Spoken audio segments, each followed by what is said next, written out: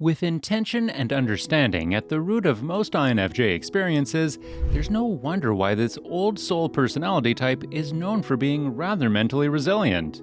Yet, with a paradoxical reputation of being sensitive to stimuli, caught up in perfectionism and self-criticisms, how does the INFJ use this mental resilience to their advantage? Welcome, or welcome back, psychos!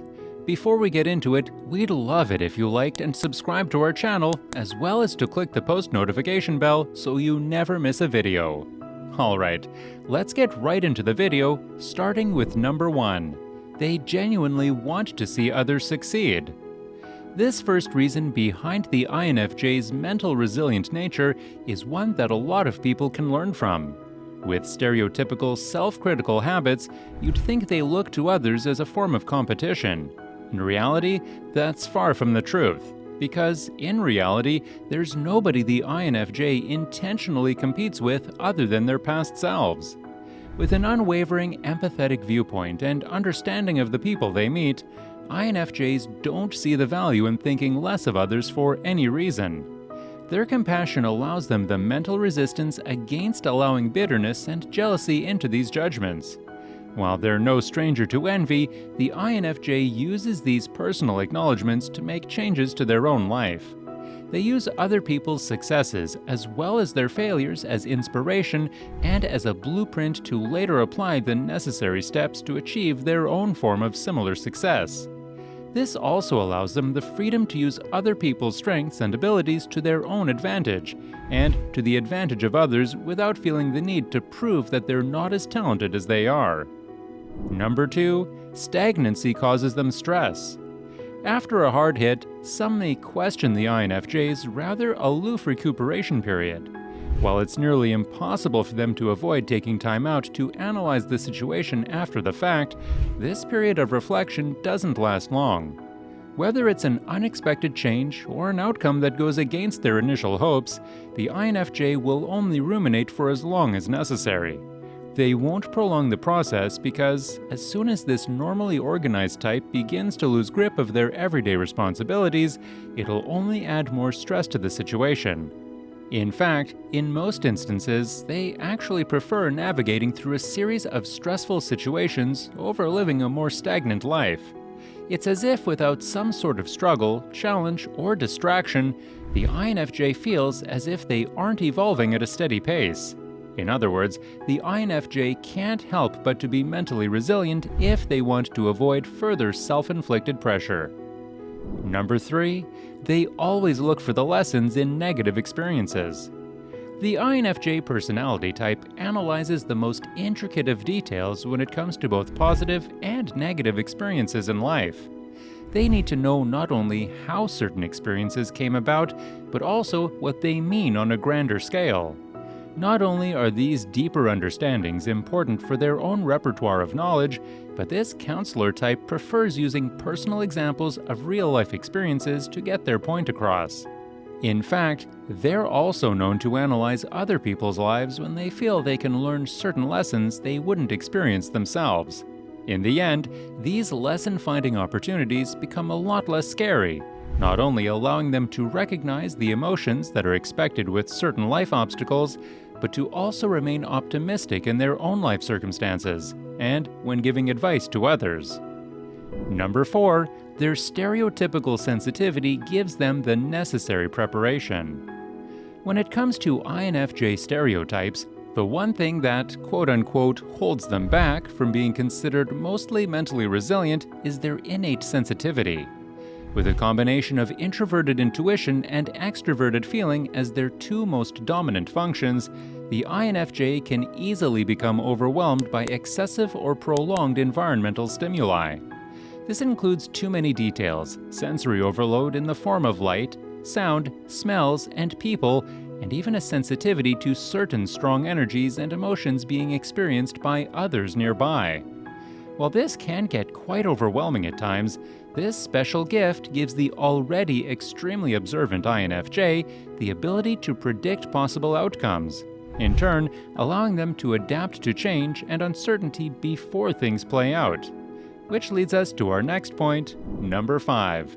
They're probably more informed than expected. No matter how daring, difficult, or confusing a personal decision may be for the INFJ personality type, they always seem to keep cool, calm, and collected in times that others would seem panicked. Whether it's picking up on the subtle cues through their sensitive and observant nature, or it's seeking out the evidential research, INFJs are usually more prepared and informed than they may seem. Now, is this because they don't trust that everything will fall into place? In some ways, yes. However, from an outer perspective, it may seem as if they're more irrational or unable to take life seriously than they really are, when in reality, the INFJ is able to remain calm because they can trust their own judgment due to this highly analytical and perfectionistic attitude.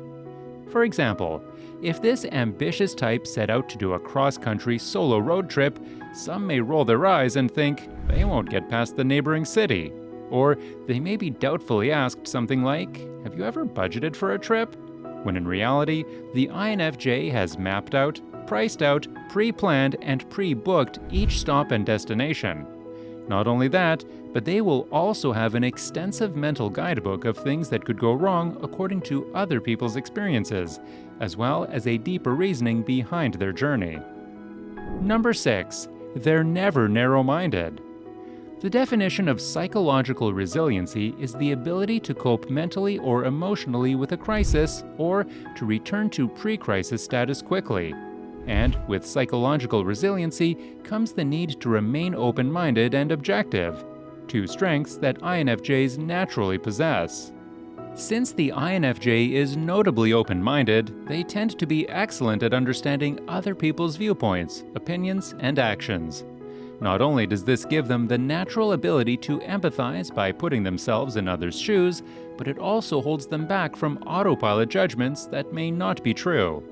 This gives them a different type of mental and emotional resilience that makes it nearly impossible to throw this personality type off by a behavior or action. In fact, sometimes the subtle lack of automatic grandiose reaction can give people the sense of peace they crave in a hectic situation, especially when someone feels as if they've made a mistake. Number 7.